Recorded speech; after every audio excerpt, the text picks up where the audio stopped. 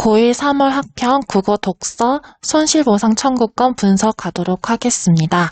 네, 이번 지문에서는 손실보상 청구권에 대한 경계이론과 분리이론의 차이가 바로 주제가 되겠습니다.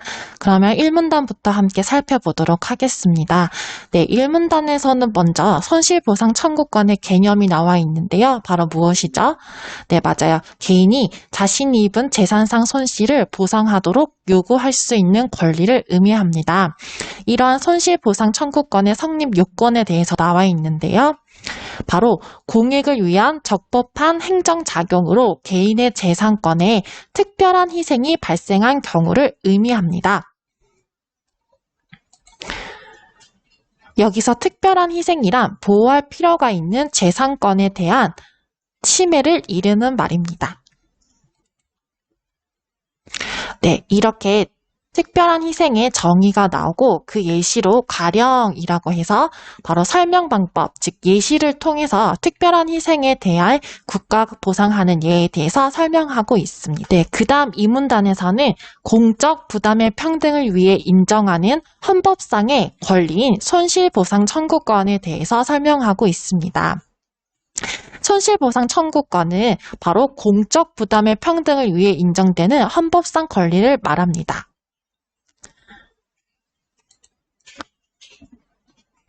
행정작용으로 누군가에게 특별한 희생이 발생하면 그로 인한 부담을 공공이 부담하는 것이 평등원칙에 부합하기 때문입니다. 여기서 특별한 희생이란 앞서 우리가 살펴본 것처럼 손실보상 청구권이 발생되는 조건에 해당한다고 할 수 있습니다.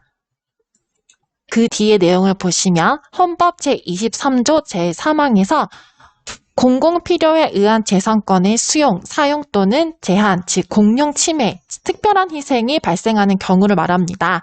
이러한 경우와 그에 대한 보상은 법률로서 하되 정당한 보상을 지급하여야 한다라고 나와 있습니다. 즉 공용 침해와 이에 대한 보상이 법률에 규정되어야 함이 명시되어 있다고 할 수 있습니다. 그 다음에는 공용 침해 중 수용이란 무엇인지, 그리고 사용이란 무엇인지, 그리고 제한이란 무엇인지 각각의 의미에 대해서 개념을 설명해 주고 있음을 알 수 있습니다.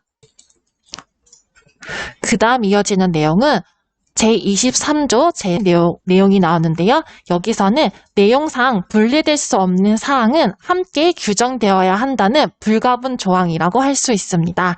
즉 따라서 공용 침해 규정과 보상 규정은 하나의 법률에서 규정되어야 합니다. 그 다음 내용 3문단은 재산권의 사회적 제약과 보상 범위에 대한 내용입니다. 앞에 표지를 보시면 그러나 라는 역접의 표지가 사용되고 있습니다. 이는 이 문단에서는 재산권 침해가 특별한 희생에 해당하여 손실보상이 이루어지는 경우였다면 3문단에서는 재산권 침해가 사회적 제약에 해당하여 손실보상이 이루어지지 않는 경우를 나오고 있기 때문에 이러한 역접의 표지가 쓰였다고 할 수 있습니다. 이 문단에서는 헌법 제23조 제1항, 즉 모든 국민의 재산권은 보장된다. 그 내용과 한계는 법률로 정한다 라고 나와 있어서 재산권이 법률에 의해 구체화됨을 알 수 있습니다. 또한 헌법 제23조 2항에서는 재산권의 행사는 공공복리에 적합하도록 하여야 한다라는 내용이 명시되어 있음을 알 수 있습니다.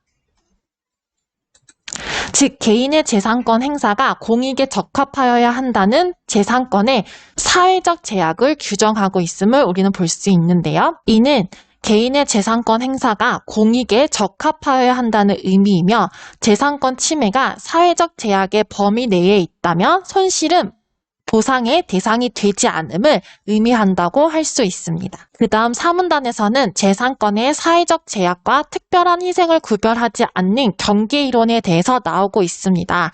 경계이론에서는 재산권의 사회적 제약과 특별한 희생은 침해 정도만 다를 뿐 별개가 아니라고 하고 있습니다. 즉 사회적 제약을 벗어나는 재산권 침해는 보상 규정이 없어도 보상이 이루어져야 한다라고 주장하고 있습니다. 보상을 규정하지 않은 채 공용 침해를 규정하고 있는 법률은 불가분 조항인 헌법 제23조 제3항에 위반되는 위헌이라고 주장하면서 위헌임이 밝혀진 법률, 즉 보상 규정이 없이 공용 침해를 규정하는 법률에 근거한 공용 침해 행위는 위법한 행정 자격이 된다는 것이라고 주장하고 있습니다. 즉 이러한 경계 이론은 적법한 공용 침해 행위의 경우에 보상이 인정된다면 위법한 공용 침해 행위의 경우에도 헌법 제23조 제3항을 근거로 보상을 인정해야 한다는 입장이라고 할 수 있습니다. 마지막으로 5문단에서는 재산권의 사회적 제약과 특별한 희생을 완전히 구별하는 분리 이론에 대한 내용입니다. 분리 이론에서는 재산권의 사회적 제약과 특별한 희생은 입법자의 의사에 따라서 완전히 분리되는 것이라고 주장하고 있습니다. 즉 보상을 규정하지 않은 채 공용 침해를 규정하고 있는 법률은 입법자가 사회적 제약으로 규정한 것으로 봅니다. 즉 이는 특별한 희생이 아니므로 보상이 없습니다. 또한 그들은 재산권 침해가 사회적 제약 또는 특별한 희생 중 무엇에 해당하는지 결정하는 것은 법률을 제정하는 입법자의 권한이라고 주장하고 있습니다.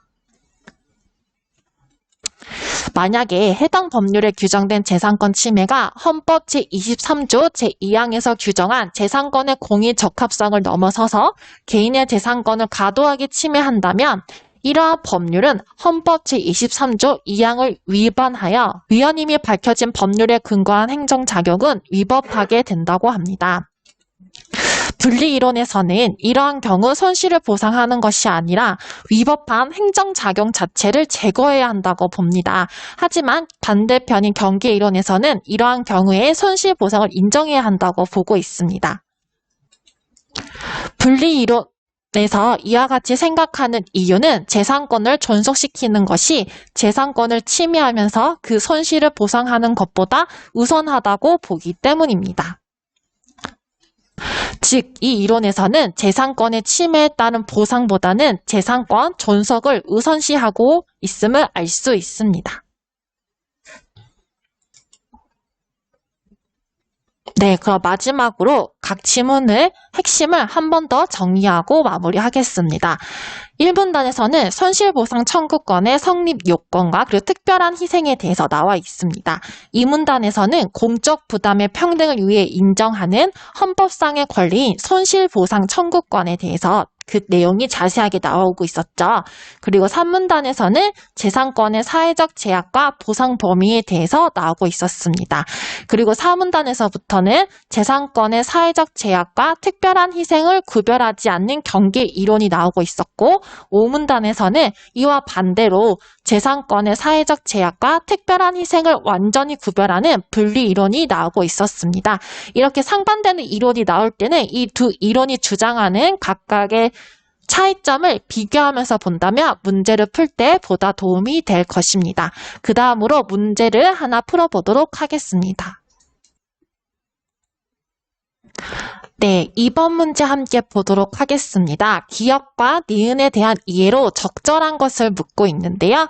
여기서 기역은 바로 경기 이론이고 니은은 분리 이론이라고 할 수 있습니다.